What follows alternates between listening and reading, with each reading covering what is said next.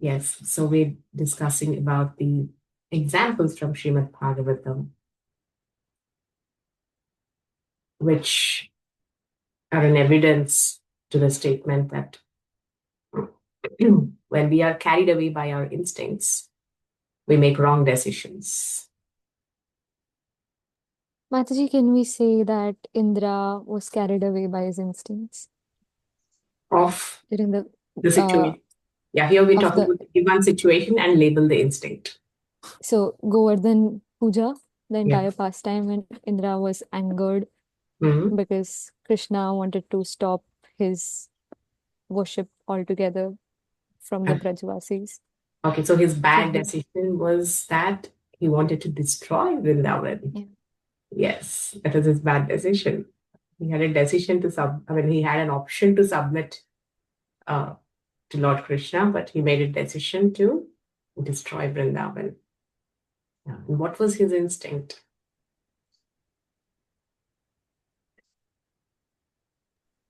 Like it was due to it arose out of pride and resulted in anger. Yeah. So these are the anarthas that came up. But what was his basic drive? So here, instincts, we are speaking about the basic drive, the primal urges of a living entity. Basically, our behavior is a result of our instincts. Like, for example, when we are eating, yeah, it's driven by the instinct or the urge of hunger. So, hunger is the instinct here. Yeah, so these are all called the primal urges of human beings. And these are the innate desires, the pushes. Yeah. So, yeah, Indra had the instinct to prove himself superior. Yeah, that's from where the pride has come. Yeah. And why he wanted to prove superior, the controllership, the proprietorship, yeah, enjoyership. These are all the instincts of conditioned living entities. And driven by that, he made this choice to destroy Vrindavan. All right. So another classic case. Thank you for this contribution. With that, we have set our stage for today's topic. The topic today is Diti, alluring Kashyapa.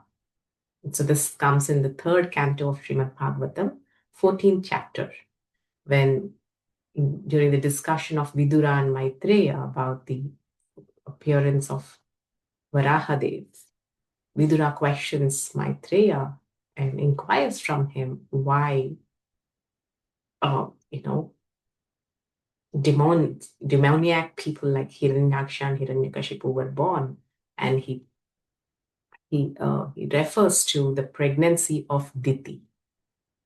So there's a wonderful discussion, and so Diti, we all know this story that how Hiranyakashipu and Hiranyaksha were born. Yeah, this was because of the pregnancy of Diti. Yeah, which took place, the conception took place at a prohibited time. So here's how the story goes. I'm sure all of you must have watched even the greatest movie, Mahavatar Narsimha, right? So in that, what's the very, very first episode is about Diti, approaching Kashyapa Muni, requesting for a union at the wrong time. So now let us discuss this episode in detail. So what was Diti's fallacy? Fallacy is what was her mistake during this. Now let us first label what is the instinct of Diti. The instinct is the desire for union. Yeah, that was her basic instinct. And then what was her mistake?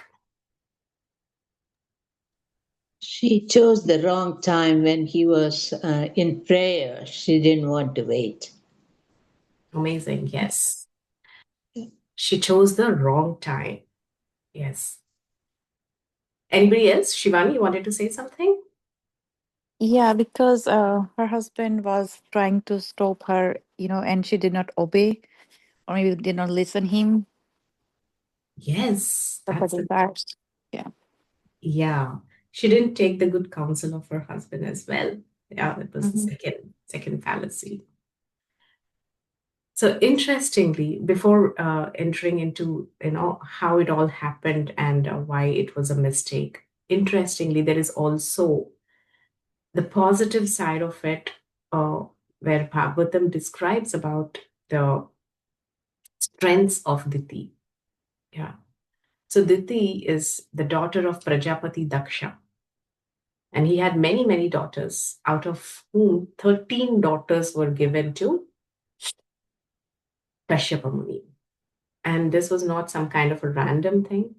He let the selection happen according to the desires of his daughters. And after which, Diti had this genuine desire to beget qualified sons. That's why she approaches Kashyapa Muni.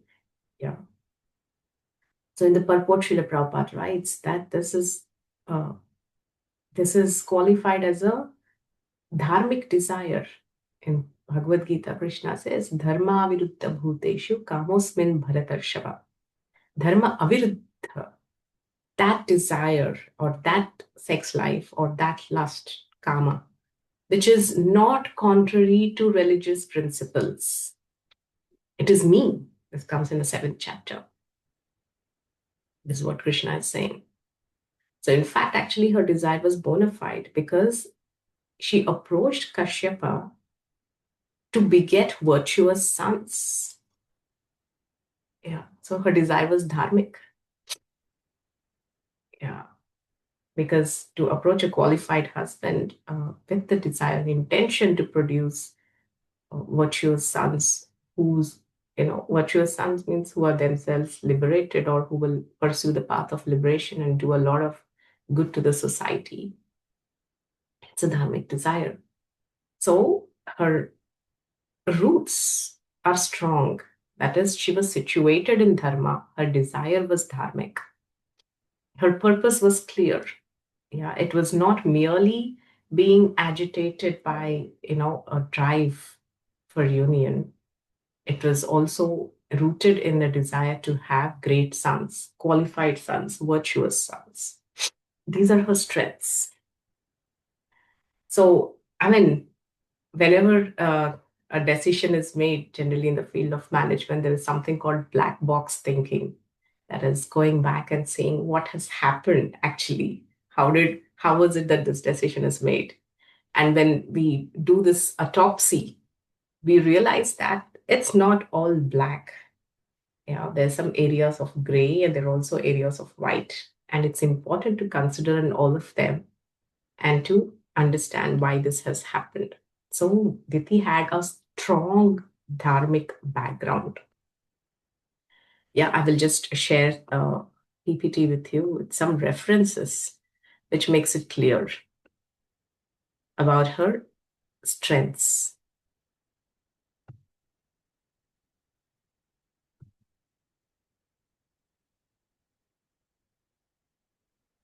Yeah. So these are Diti's strengths. Number one is her alignment with dharma. Yeah, in this purport, Prabhupada is writing, sexual intercourse for begetting children is accepted as righteous. A person sexually inclined for simple sense gratification is unrighteous. In Diti's appeal to her husband for sex, it was not exactly that she was afflicted by desires, but she desired sons. Since she had no sons, she felt poorer than her co-wives. Therefore, Kashyapa was supposed to satisfy his bona fide wife. So here, Diti's strength is her alignment with dharma. Another strength of hers is she was also respectful towards her husband. Yeah. She said, these are the words of Diti. Yeah, a woman is honored in the world by the benediction of her husband, and a husband like you will become famous by having children because you're meant for expansion of living entities. Yes, this is how she has approached with a respectful attitude towards her husband. Again, it was her strength. She was also a submissive daughter of a great father. As I said, she's the daughter of Daksha Prajapati. Yeah, and she expressed her choice to her father, and she accepted his decision, yeah, as a submissive daughter. So interestingly, this was a period of time in this in the purport Prabhupada is saying, it appears from this verse that free selection of a husband was allowed by the father. Yeah, free selection, but not by free association. This was the culture of that time. Yeah, free selection. That is, a woman had her choice of her husband, but not by free mixing, that there was a particular process. So the daughters were asked separately to submit their selection and the kind of personality they are desiring and what should be their qualification. But the ultimate selection depended on the choice of the father. So this was the kind of protocol they followed during that times. And this was her strength because it was in alignment with dharma. And also another strength of Diti was she was faithful to her husband. And one of the verses of Bhagavatam explains that she was faithful. And every one of Diti's sisters was a mother, and she was equally faithful to the same husband. Why should she remain without children? So this is the background, the context, understanding Diti's personality. Yeah. So Srimad Bhagavatam is that one great literature which gives the historical explanation of certain instances in the periods of history, which had remarkable lessons and incredible applications, and also very deep insights. This is one such episode which has, a lot of insights. So here's Diti, and it's not an ordinary person who has just been carried away by instinct. Here is, the daughter of Daksha Prajapati. That itself is a great qualification, and also the wife, the glorious wife of Kashyapa Muni. Yeah, and she has had a perfect dharmic background of being a submissive daughter and a faithful wife. Yeah, and with a dharmic desire to beget children from her qualified husband. So this is Diti's background. But then there was also the side of her which made her commit a mistake. So what were her fallacies? Yeah, so these were, so as one of you have already spoken, that she has approached at the wrong time. Yeah, at the wrong time. Interestingly, here Diti also was aware of the fact that this is not the right time. Yeah. So this was her fallacy, being aware of the rule and yet transgressing. Yeah, here is a sure fallacy. Yeah. How do we know that sometimes we don't understand whether a mistake is a mistake. Sometimes they are in the white, some are in black. Mostly they are in the gray zone. But here is a definite black because there is awareness on her side that this is the wrong time. And yet she has approached. Yeah. So that was her fallacy. That is being aware of the rule and trying to transgressing the rule. And what else was her fallacy? Yeah, one is, being contaminated. Yeah, the Bhagavatam explains pravriddhananga kashmalam. Pravriddha means highly agitated. Kashmalam means being contaminated. Ananga means lust. She was highly agitated and contaminated by lust. Okay, and Prabhupada describes in the purport that when a man or woman is afflicted by lust of sex desire, it is to be understood as sinful contamination. Yes, and of course in Kali Yuga, given the atmosphere that the living entities are living in, this contamination is but expected. The kind of exposure of our senses to the sense objects and the whole atmosphere being surcharged by modes of passion and ignorance. Wherever there is passion, then there is, kamesha, krodesha, rajoguna samudbhava. Yeah. Kama and Krodha are coming from Rajoguna, and we are living in Rajoguna, especially cities. Cities means Rajas. Yeah. So it's a contamination. It's a contaminating environment. But at that time, it was, uh, being a wife of Kashyapa Muni and living in the days of the yore.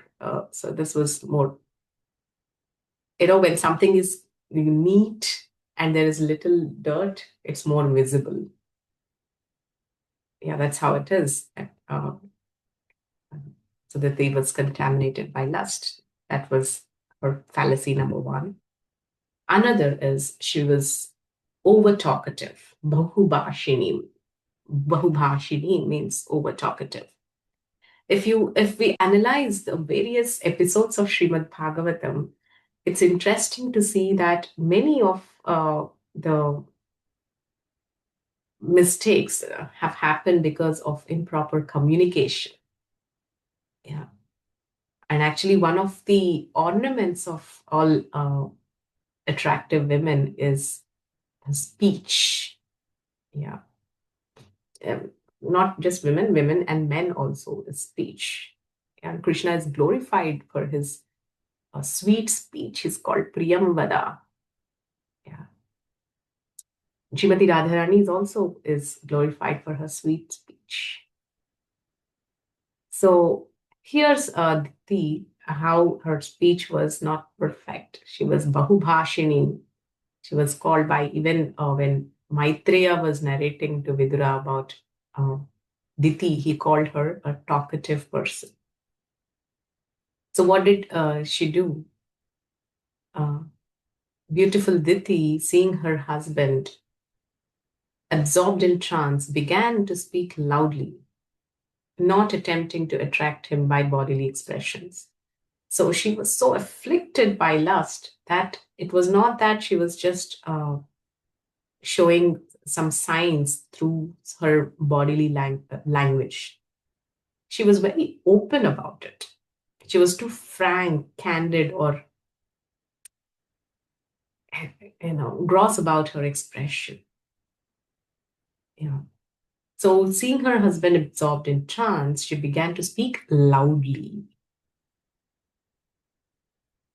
Yeah. And she frankly said that her body was distressed by the sex desire because of her husband's presence. Just as she even gave a strong analogy, banana trees troubled by a mad elephant. And please, we can also notice here that it was not natural for her to agitate her husband when he was in trance. Yeah, but she was not natural, but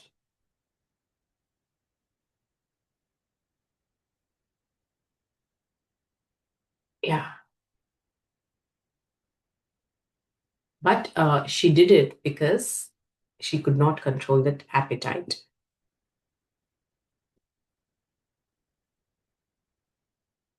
Yeah, that's her second fallacy, being over talkative. And third is that she was aware of the rule, but put her need ahead. Yeah, this is again from excerpt from the purport. Titi knew very well that her request might be rejected because of the untimely situation. But she pleaded that when there is an emergency or a distressful condition, there is no consideration of time or situation. So this particular, if we look at this statement, this is the words of, if this is the purport of that particular request of Diti. She says that, I know the timing is not right, but I'm overly agitated. That means she was aware that this time is not correct. Yeah. And she knew that her request might be rejected. That's why she goes and approaches Kashyapa Muni and says that, when somebody in distress approaches a great person, they do not reject them. Yeah, she said this because she knew that her desire might be rejected because that was not the right time. That means she was aware of the rule. Yeah. So this was a sure fallacy, being aware of the rule but putting one's own need ahead of that rule. It happens with us sometimes, right? We're aware of the rule, but sometimes our needs come in the forefront. Yeah. So that can be within our own control, depending on how much we are exercising our muscles of self-regulation. Yeah. And it's not a one-time event. Yeah, a fall down or a bad decision is not a one-time event. It is something we've been cultivating over a period of time. So why did Aditi get so desperate? Yeah, that she was aware of the rule but put her own need ahead. Here's the fallacy that, from where actually all this is coming from. She was distressed by her co-wife's opulence. Yeah, Dahyamanayam sapatninam samriddhi. Samriddhi means opulence. Sapatni means co-wives. Co-wife's opulence. What is it doing to her? She's becoming distressed by it. Dahyamanayam. Yeah. So there is a seed of that envy for the co-wives. Yeah, that is, the seed of the rajas, passion, that gave rise to that insatiable, uncontrolled lust. Yeah, so this is from where the whole unhealthy competition can lead to. We see even in the 6th canto of Bhagavatam, Chitraketu. Yeah, Chitraketu's wife Kritadyuti gave birth to a son. And what did all the co-wives do? They killed him. Can you imagine what envy can do? So this is Diti. Where from she's getting this kind of uncontrollable instinct? It is because she was distressed by the co-wife's opulence. Yeah. And then her next fallacy is, yes, as one of you has said, yeah, she was informed by her husband, but she was still pressed by Cupid for sexual satisfaction. So despite being informed of consequences, she couldn't make a strong decision that, no, I should not go for it now. So interestingly, what happens is when she approaches Kashyapa Muni with this mindset, and she expresses her desire to him, Kashyapa Muni hears all this and he responds to her. Yeah. And so, as a famous saying goes, that ek haath se thali nahi bachta. Kashyapa Muni too had his limitations, and he was not strong enough, because of which actually the mistake has happened. Many times both in the verses of Bhagavatam and in the purports by Srila Prabhupada, it is clearly mentioned that when Diti has approached Kashyapa Muni with this request for union at the wrong time, Kashyapa Muni responded with pacifying words and not strong words. So here's the key. As counselors, sometimes, when we are approached for some counseling or guidance, sometimes we see that clearly there is a red flag. But if we are not able to give, a strong opinion, we might actually, in fact, be responsible for the person to take it easy and go ahead thinking it is okay. So this is what happened from Kashyap Muni's side. When Diti approached him, he used pacifying words, or they call mitigating words. And he even actually over glorified the position of a wife and her importance in his life. Instead of using strong words and that could express a sheer impossibility of the act. So Kashyapa did not give back a very strong no. Yeah. Instead, he used only pacifying words. And then he explained, of course, he genuinely explained. Kashyapa Muni was, a highly qualified Brahmana and a great sage. And he told her, the consequence. See, her desire was to beget virtuous sons. And he told her very clearly, this is, first he gave the bright side, marriage is auspicious. And as Grihasthas, we have great responsibility. And he tells the wife is a great support. She says, Trividha moksha, in dharma, artha, kama. She's a partner to the husband. And she is the great friend who helps the husband on the path of liberation. And he even says the wife's position it's irreplaceable, and the debt that a husband owes to the wife is unimaginable. It can never be repaid because she's been such a partner. She even protects him from being, from a fall down into the material modes, with her association and by the way she satisfies his desires. She actually protects him. He says she's like a fortress to this fort called the body, right, which is subject to being attacked by so many agents of Maya. It expresses that a wife's position is glorious. But he says that, just and I'm as your husband, I'm highly obliged to a glorious wife like you. And he says, but just wait for a few moments. If we do not wait for a few moments, I will be, chastised by the higher powers. And then he speaks about Lord Shiva.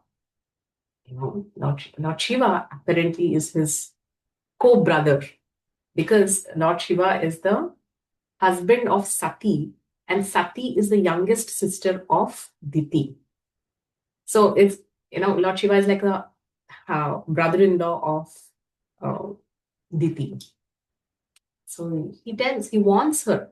You might be kind of taking it for granted that, Lord Shiva might be just your brother-in-law, but don't fall into the trap. Yeah, he is a very powerful personality.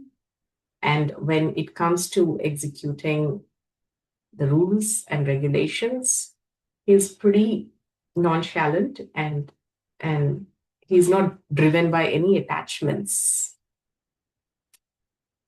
Yeah, so you might think that he's just your brother-in-law. No, but Lord Shiva is in charge of executing the material laws. And this Sandhya Kal, the evening times when there is sunset, when the sun is setting, it is during that time that Lord Shiva is going around, with, the ghosts and hobgoblins and all these impious souls which are disembodied. Ghosts are those people who have committed suicide and who have not yet received a body. They are ghosts.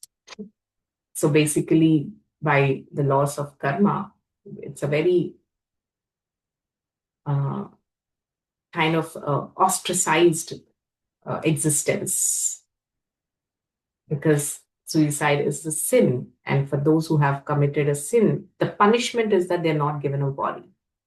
So they're basically, kind of ostracized from good circles.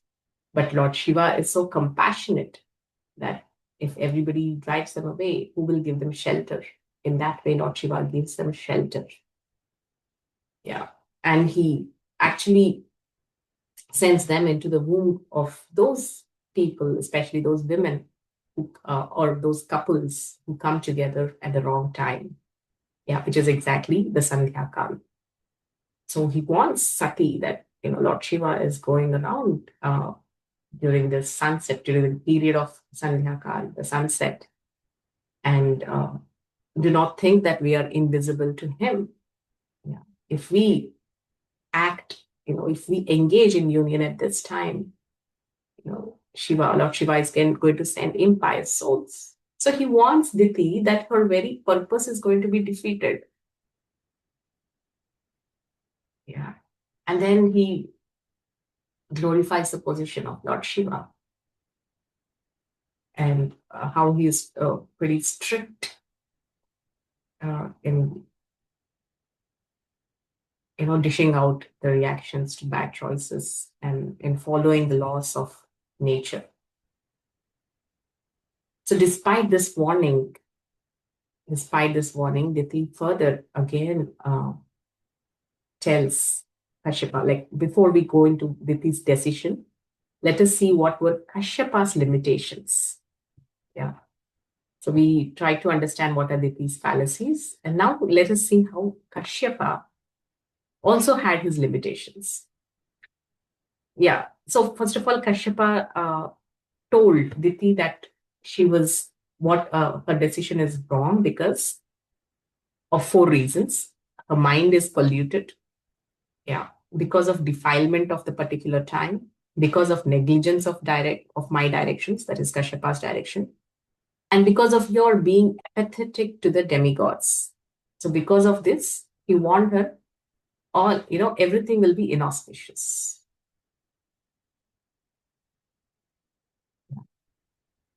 So what was Kashyapa's limitations from his side? Number 1, I said about not refusing strongly. Yeah. So here's where Prabhupada is writing that Kashyapa was engaged in his spiritual activities, but he did not have sufficient strength to refuse his wife, who was thus afflicted. He could have refused her with strong words, expressing impossibility. But he was not as spiritually strong as Vidura. This was his limitation. And again, second one, he was too obligated to his wife. Yeah. It's good to be a henpecked husband. For example, even Lord Krishna, when Satyabhama has asked for the Parijata flower, he went out of his way like a henpecked husband to go and bring it from the Swarga. Being henpecked is fine, but becoming too obligated to a wife, especially if the desire is adharmic, this is not expected of a ideal husband. Yeah. So here's Kashyapa, he became too obligated to his wife, and especially knowing that her desire was, not dharmic. So although he knew that Lord Shiva would not be pleased with him for such a forbidden act, he was obliged to act by his wife's desire. Okay, and then he offered his obeisances to the fate. He knew that the child born of such untimely intercourse would certainly not be a good child, but could not protect himself because he was too obligated to his wife. And another limitation is he was himself not Krishna conscious. So Srila Prabhupada makes this wonderful comparison that even Srila Haridas Thakur was approached by this extremely beautiful prostitute, for union, but he could say no to her. A clear no. He said that just wait, let me finish my rounds. He made her wait. And in the process, even transformed her. And Prabhupada says that that's the difference between a Krishna conscious person and others. So Kashyap Muni was greatly learned and enlightened, knew the rules and regulations of systematic life. Yet he failed to protect himself from the attack of sex desire. Yeah. Why? Because in the next, Prabhupada also says he appears to be an impersonalist. So what happens if we are impersonalist? There is no higher taste. Yeah. Again, comparing it with Srila Haridas Thakur, if we are an impersonalist, there is no attachment to the personal form of the Lord, or his name, form, qualities, or pastimes. And whenever a person is in touch with the personality of the Lord through his Nama, Rupa, Guna, Leela, they have a higher taste. That's called Param Drishtva Nivartate. Yeah. Rasavajyam Rasopyasya Param Drishtva Nivartate. So Bhagavad Gita says, how do we overcome our lower tendencies or our lower desires? The only way out of it is because Krishna says there is no point in repressing or suppressing them. The only way out is to have a higher taste. Param Drishtva Nivartate. Vishayami Nivartante Niraharasya Dehina Rasavajyam Rasopyasya Param Drishtva Nivartate. So this Param Drishtva, that is higher taste, is experienced by a devotee of the Lord who is in touch with the personality of Lord Krishna. But Kashyapa Muni seems to be an impersonalist. And that is why, because of the lack of that higher taste, he did not have the strength to say no. In fact, in the purport, Prabhupada also explains that he did not say a strong no because he himself was also having a desire for the union. Yeah. So these are the shortcomings from the side of Kashyapa Muni. Any questions or discussions so far before we go to the next leg?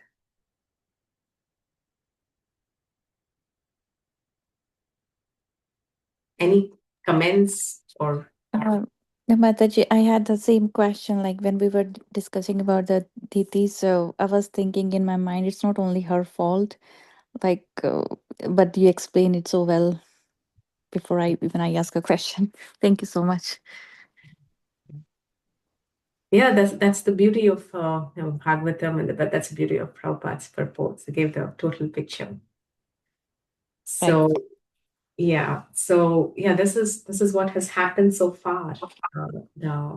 That Diti, she had her strong side, the dharmic side, and yet she has made she had her own fallacies, which we discussed threadbare, and Kashyapa had on his side, from his side also he had a lot of shortcomings.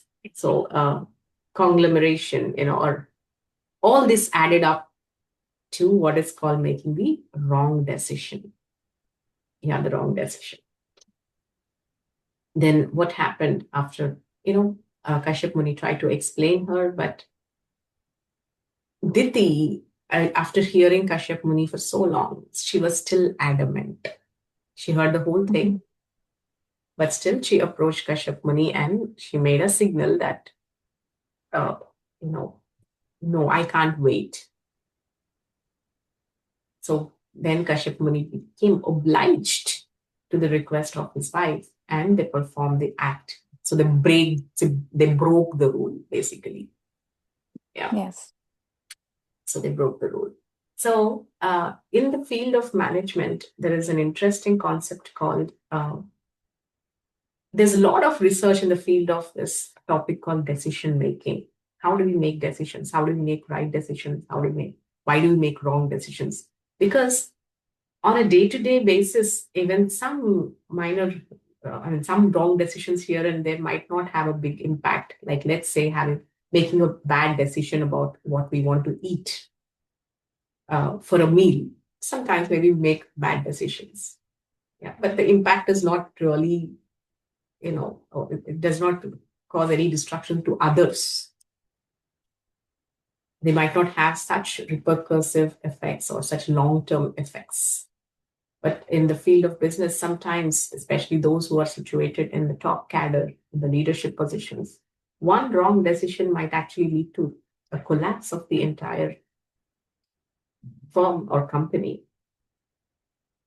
Yeah. So there's a lot of this research that has been made on this topic of decision making. And in decision making, there's an interesting concept called when instincts contradict the data, what should be done. That means instinct is saying something, do this. But the available data is saying that if you do this, then you're doomed. So when instincts contradict data, then how do we handle this? Here's where the Diti came face to face with the same situation. Her instinct, her drive is saying, go for it. But the data, that means her own knowledge that this is the wrong timing, and the data that was given by her learned husband, Kashyapa Muni, both are contradicting her instinct. Both are saying that it's not the right time, this is the wrong time. Yeah, yet Diti made a wrong decision. So when we are in a situation like this, when instincts are contradicting the data, how do we process the situation? Any suggestions from your side? Mataji, I usually discuss with my sisters who are elder than me, and try to get their opinion. But sometimes, like you mentioned previously, you are in the gray phase area. You don't know whether your instinct is right or data is right as well. In many situations, we are like that in our daily life or in our professional life as well. And then usually we give, I mean, I prefer to give a time just to pass that phase so I can understand later on, and that give me better understanding, and it will come through the experience as well, you can say. It's not overnight thing for me. Great. Absolutely. So that's a wonderful approach. Pause. Pause for perspective. Yeah. So when our instincts are contradicting the data, the ideal, most intelligent way of dealing with it is pause, give it some time. Yeah. So I'll just share some ways of dealing this before we go to what was the outcome of the bad decision. Yeah, here's how we deal with it. When instincts contradict data, what do we do? Slow down, reflect on the situation, and evaluate why your instincts and the data differ. Seek diverse perspective. Yeah, wonderful. Shivani ji is saying that she discusses with her sisters. Yeah, that's what is seeking diverse perspectives. Challenge any assumptions. Am I assuming something? Yeah. And consider the limitations of the data. Yeah, so sometimes we tend to assume, like in Diti, there might be an assumption that, oh, Lord Shiva is my brother-in-law, maybe he would perhaps not take this seriously. There might be an assumption. Or there might be another assumption. There is this slight, subtle assumption, if you look back. She even thinks that this is an emergency situation because I'm distressed by the desire. So there's an emergency situation. And when there's an emergency situation, rules don't apply. These are some unspoken assumptions. Many times we operate on unspoken assumptions, which are not challenged. So when we take time, what we can do is we can actually challenge those assumptions, which are formed, but perhaps which don't have validity. But we validate them because we are driven by an emotion, and we sometimes even validate them by giving some references, thinking that because I am feeling it, yeah, so maybe it is correct. So this is why giving the time, by pausing, we can seek perspectives, we can challenge these assumptions, and we can also consider the limitations of the data. Yeah. So is this data valid for all situations? Are there any exceptions? Do I fall into that? Does my situation fall into that exception category? There's a time for doing all this analysis. That is the beauty of pausing. Pause and reflect. Slow down. Don't make a quick decision when logic and intuition conflict. Then examine the conflict and understand the data's limitation. We spoke about this. Then challenge your intuition, or the instinct. How do you challenge it? You seek diverse perspective, involve others in the decision-making process, demand the data to support your intuition. Okay, don't rely just on gut feelings. Seek data to validate your intuition or find alternative solutions. An alternative solution for Diti's situation is she could have just waited for some more time. Just few more hours had to pass. Yeah, that's an alternative. So leverage the data. Yeah, these are all some technical subject matter. And find the balance. This is one interesting feature. An interesting feature is if you want to make a good decision, integrate both instincts and data. Yeah. So the best decisions in our life often result from a balanced approach that uses data for analysis and intuition or instinct for creativity and nuanced understanding. So most of the time, also it has been found that if your decisions are merely always based on data, then they lack a human touch. Yeah, if you're ignoring your instincts, oftentimes this other extreme happens, especially in neophyte devotees. They say, fierce no to all the instincts, so much so that at a later date they resurface and to in a very loud way. Yeah, at times all rules are broken. Forget rules and regulation. So instincts should not be ignored. Yeah, an appropriate decision or the right decision or best decision is always a mixture of instinct and data, a well balanced. So this instinct was very genuine. It's human. Yeah, but the data is saying that this is not the right time. So the instinct need not be rejected, but only thing is it has to be expressed at the right time. So an integration of instinct and the data, the outcome is a right decision, a well-evaluated decision, which has good consequences. So fifth way of dealing with it is learn and adapt, evaluate consequences. Yeah, the short-term and long-term risks. See, what Diti was only understood that this is not the right time, but she did not evaluate consequences much. Yeah, Kashyapa has explained her that you would give birth to dangerous people, because Lord Shiva is moving around and he would send bad souls into your womb. Yeah, if she would have actually taken a serious note of it, she would have evaluated that my very purpose is defeated. My purpose is to have good sons.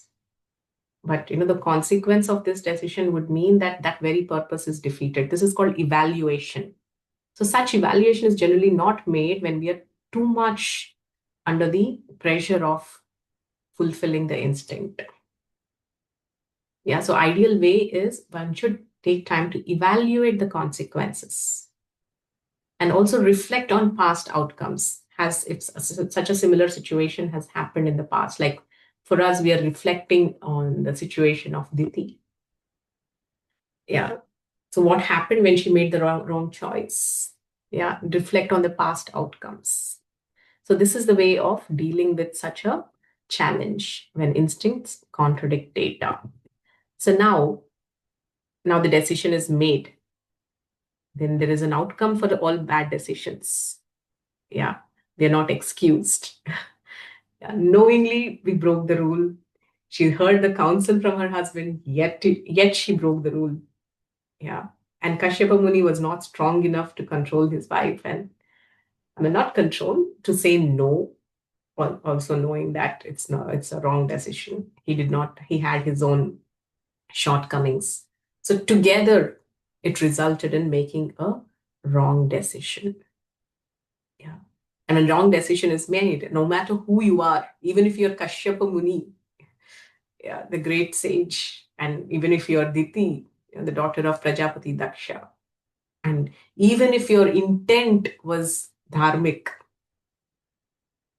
yeah, but transgressing the rule, yeah, despite our best intention, if we transgress the rule, the outcome is always there. Yeah. Now here's the outcome. The outcome of the decision is that Kashyapa Muni says, "Oh, haughty lady, you have not listened to my counsel." And, he gives all the reasons for these reasons. The reason for your mind was polluted, yeah, and you defilement of the time factor because of the negligence of my directions and because of your apathy to the demigods. Because of all this,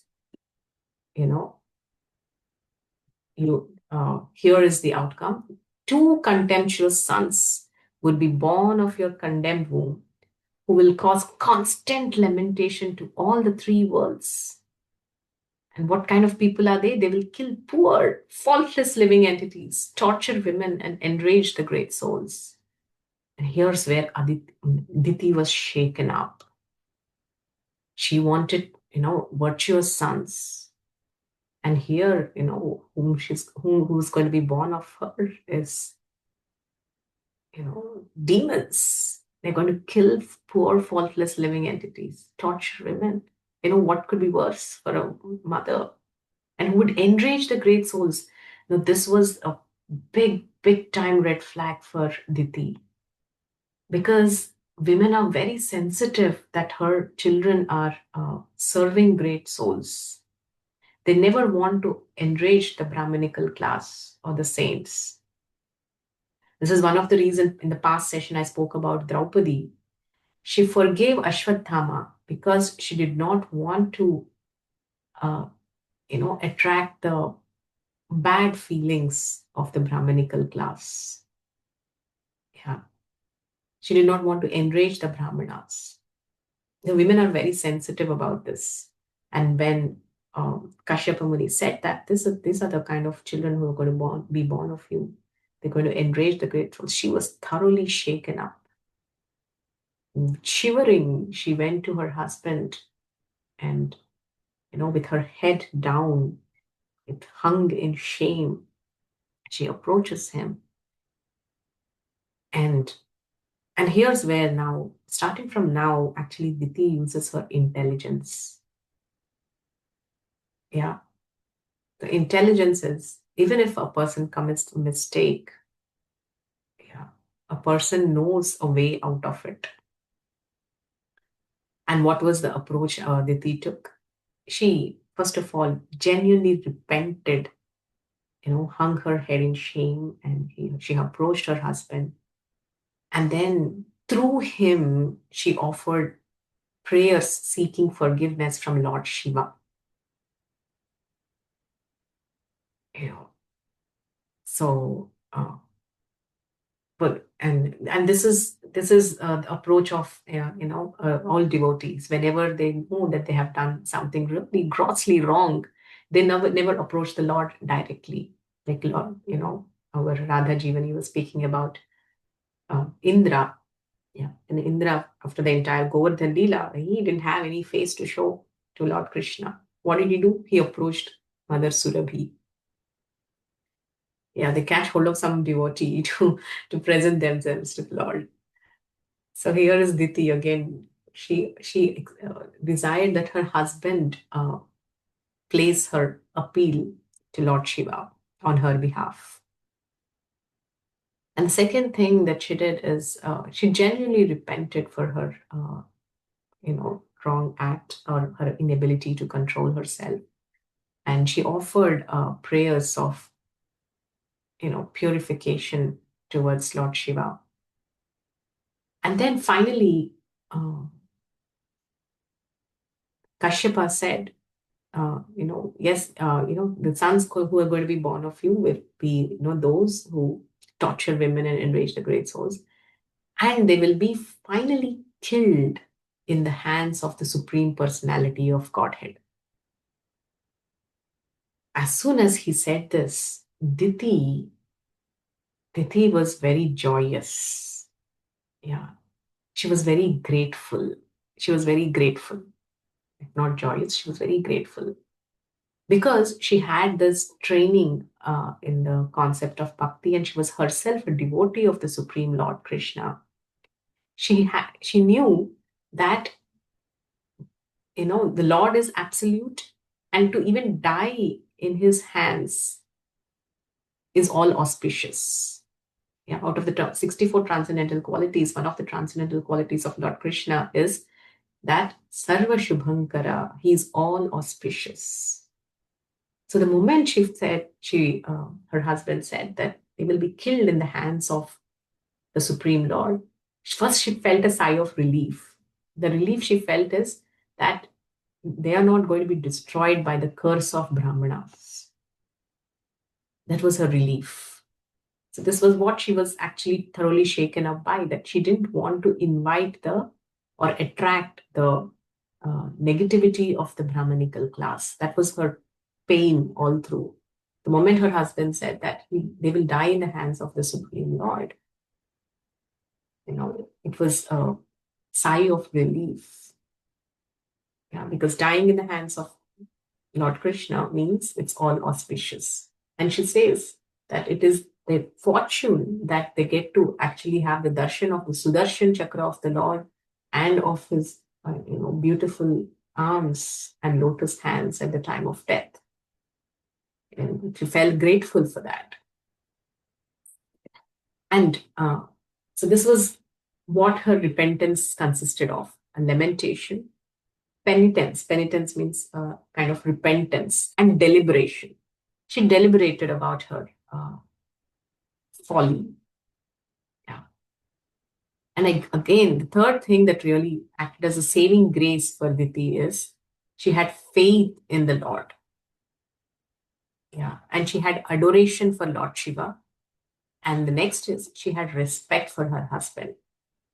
And Kashyapa says, this is actually a verse in which Kashyapa says that because you have all this, because you have genuinely lamented, you have shown repentance in deliberation. That means deliberation is she took responsibility. And so and because you have faith in the Supreme Lord, and you have adoration for Lord Shiva, and because you have respect for me, he says that one of the sons, Prahlada, will be an approved devotee of the Lord. His fame will be broadcast equally with that of the personality of Godhead. So hearing that her grandson would be a great devotee and that her sons would be killed by Krishna, Diti was highly pleased in her mind. So this was the outcome. Although she has performed a wrong act, she knew how to handle it. And she handled it very well by humbling herself, by submitting herself. Yeah. So oftentimes in the modern context, mistakes are done. Oftentimes people don't even realize that they are mistakes. And even if they realize, they're pretty shameless about it. And it is that shamelessness basically which will invite so much of inauspiciousness into one's lives. To err is human, yes, fine. Many times, despite our best, intentions, despite having the best data that we have collected from so many lectures, past conditionings in the form of instincts overpower. We end up making some bad decisions. But there is a way to deal with it. Yeah. We are first is realizing that we have made a bad choice or bad decision and genuinely repenting for it by humbling ourselves and approaching the right authority, just like Diti approached her husband, and she approached even Lord Shiva through her husband and, expressed her mistake, and she even glorified Lord Shiva and presented herself as genuinely seeking forgiveness. This is the way devotee handles mistakes. Genuine repentance. And the bhakti that we've been cultivating all through, it really saves us at these crucial moments of crisis. It helps us, it protects us. And imagine she then got a great blessing that her grandson would be none other than Prahlada. So for the pleasure of our Radha Jivani, I just wanted to recite some verses where Kashyapa Muni is speaking about the beautiful qualities of Prahlada. Just wanted to 3-4 verses. We'll just go through these qualities. Very beautiful. He tells about the kind of soul who is going to take birth from Hiranyakashipu.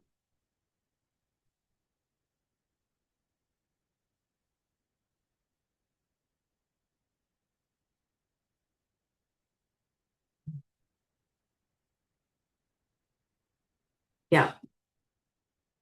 And one of the sons, Prahlada, will be an approved devotee of the Lord, and his fame will be broadcast equally with that of the personality of Godhead. And he says, in order to follow in his footsteps, saintly persons will try to emulate his character by practicing freedom from animosity, just as the purifying processes rectify gold of inferior quality. So he's saying Prahlada is going to be such a great soul that even saintly person will try to emulate his character. Like gold, when it is put in fire, it becomes further purified. Gold is already pure. When it is put in fire, it is going to be further purified. So Kashyapa Muni is telling that Prahlad Maharaj, who is going to be born as your grandson, he is such a pure devotee that he's like that fire. And even great souls, after coming in contact with him, will be further purified. That is the kind of great soul who is going to be born as your grandson. Yeah. He says, everybody will be pleased with him because the personality of Godhead, the supreme controller of the universe, is always satisfied with the devotee who does not wish for anything beyond him. And what kind of a devotee is Prahlad Maharaj? Everyone will be pleased with him. Why? Because Krishna himself is pleased with him. And then, just read this verse. Savai Maha Bhagavato Mahatma Mahanubhavo Mahatam Mahishtaha Pravriddha Bhaktyahi Anubhavika Kshaye Niveshya Vaikuntham Punam Nihasyati. That topmost devotee of the Lord will have expanded intelligence and expanded influence and will be the greatest of the great souls. Due to mature devotional service, he will certainly be situated in transcendental ecstasy and will enter the spiritual sky after quitting this material world. So imagine Kashyapa Muni, such a great sage, such a great Brahmana. He could foresee the qualities of the person who's going to be born in their family, and he's glorifying him. Yeah, Prahlad Maharaj, the whole pastime comes in the 7th canto, but here's in the 3rd canto, Kashyap Muni is foretelling the glories of Prahlad Maharaj. Yeah. So in that way, he was, and also he will be a virtuously qualified reservoir of all good qualities. Yeah, these are the further explanation of Prahlad Maharaj's qualities. Yeah, reservoir of all good qualities. The beautiful verse here. Anam patashila dharo gunakaro Krishta paradhya vyatito dukhishu Abhuta shatru jagata shokaharta Naidadikam tapamivodurajaha. He will be a virtuously qualified reservoir of all good qualities. He will be jolly and happy in others' happiness, distressed in others' distress, and will have no enemies. He will be a destroyer of the lamentation of all the universes, like the pleasant moon after the summer sun. So these are the beautiful qualities of Prahlad Maharaj, who is going to take birth in their family. And your grandson will be able to see inside and out the personality of Godhead, whose wife is a beautiful goddess of fortune. The Lord can assume the form desired by the devotee, and his face is always beautifully decorated with earrings. And in this way, Maitreya concludes this chapter by saying that, hearing that her grandson would be a great devotee and that her sons would be killed by Krishna, Diti was highly pleased in mind. Brisham, here the technical word is Brisham. Brisham means very greatly pleased. So this is, here ends the chapter, and I'll just summarize what we've, our journey so far. So the discussion about the topic instinct versus intelligence. We have tried to analyze this episode of Srimad Bhagavatam that comes in the 3rd canto, 14th chapter, where Diti was driven by her instinct, and despite knowing the rule and also being acquainted of the consequences, ended up making a bad decision, a wrong decision, by transgressing the rule, and how she has actually handled the situation by genuine repentance and by rectifying by in the right mood of approach, and with humility and submission. And the result was that she received benedictions for such genuine repentance, although she had to bear the consequence of her wrong choice. Thank you very much. Any question? So initially, she was driven by instinct, but later she used her intelligence and she could bring herself out of misfortune. Okay, any questions or discussions?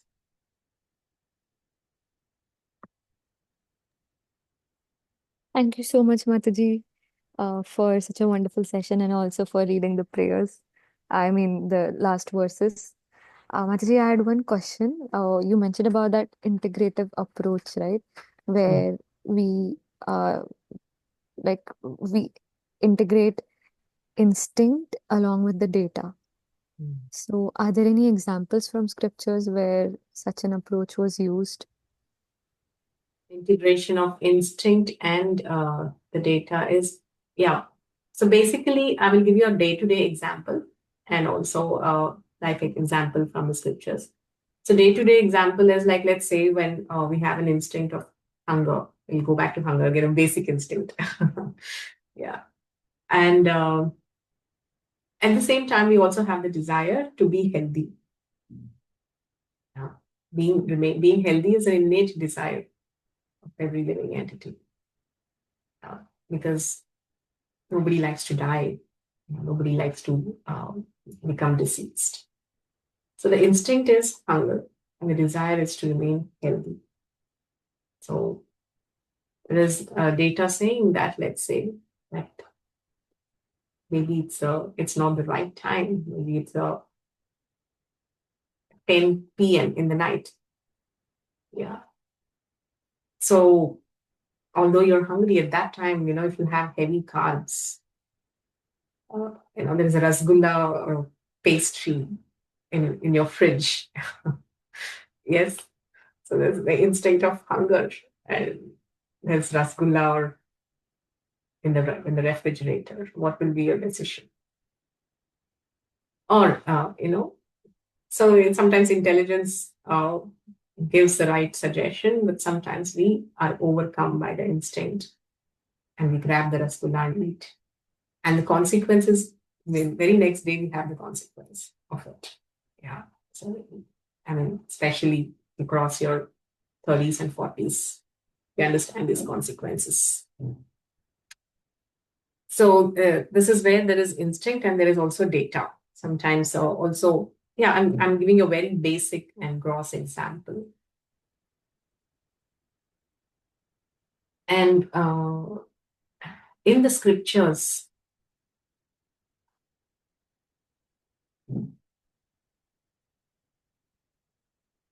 you can also think of some examples where there is. Actually, I got this question because you mentioned that sometimes the best outcomes come when instincts are combined with data.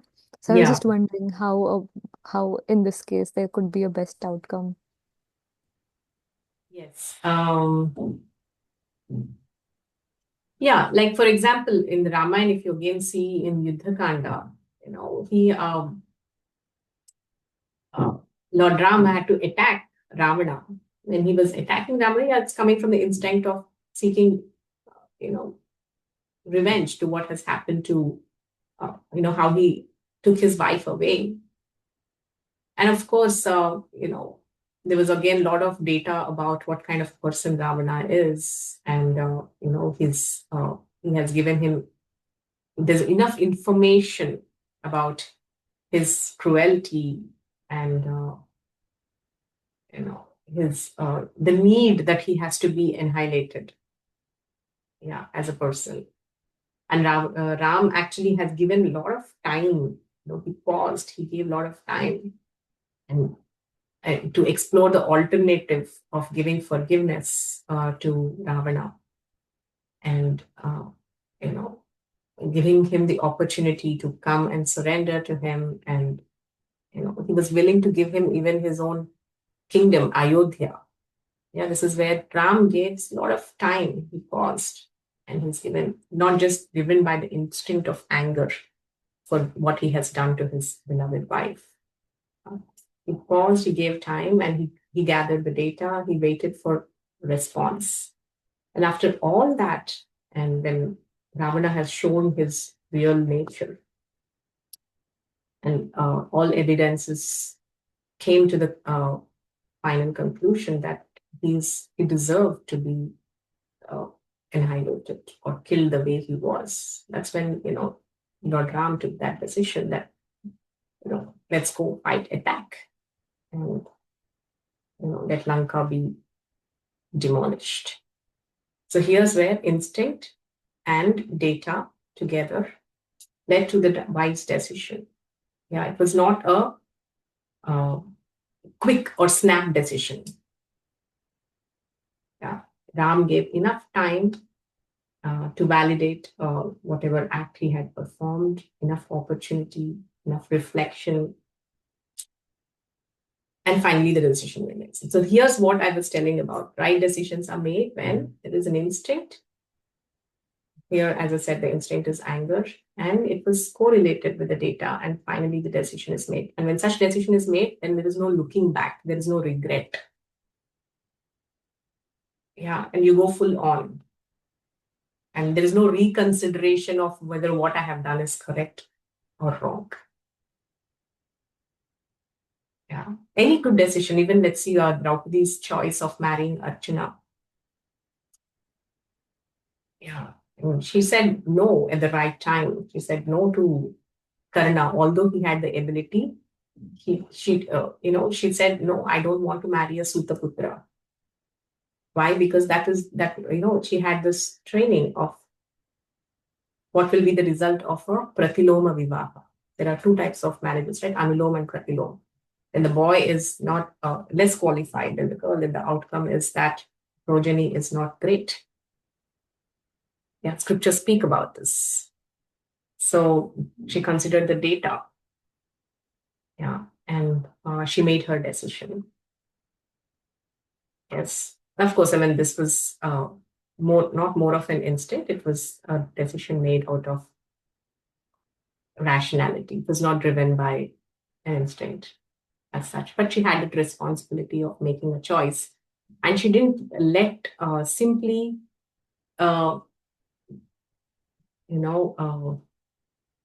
the mere qualification of ability in a man decide her choice, but she also considered other parameters to make her See, this whole decision-making process, and it's such a complex thing. And the more you delve into it, the more, a lot of um, clarity comes into what goes into making a right decision.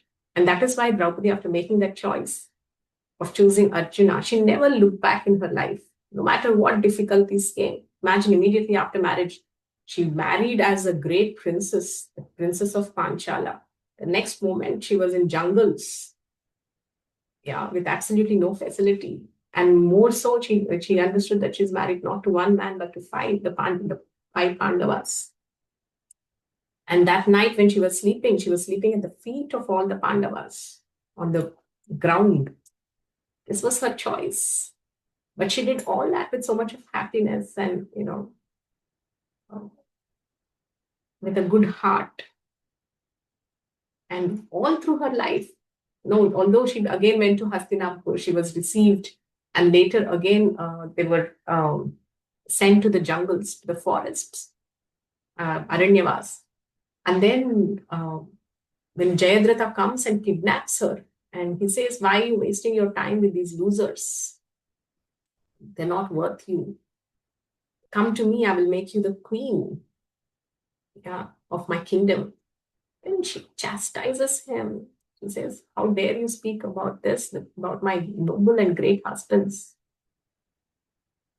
Yeah, so at every point of time, she expresses, her loyalty towards the Pandavas, especially towards Arjuna, the choice that she has made in her life out of deliberation. Yeah. So when decisions are made out of, knowledge of the Shastras, and out of deliberation and not merely driven by instinct, such choices make us stronger in life, even when there are obstacles. And when people never look back on such choices or regret their choices. Yeah. So in psychology, there's something called a midlife crisis. Around 40 years of age, every person, male or female, they look back at their career decisions, the decision of they made about their partners, and oftentimes they regret so much about it that they enter into a depression. Yeah, there's a lot of chaos that happens in the mind. Why? Because they've not made their decisions or choice based on strong shastric foundation or strong foundations of dharma or sound knowledge. It was not a conscious choice. It just happened to them.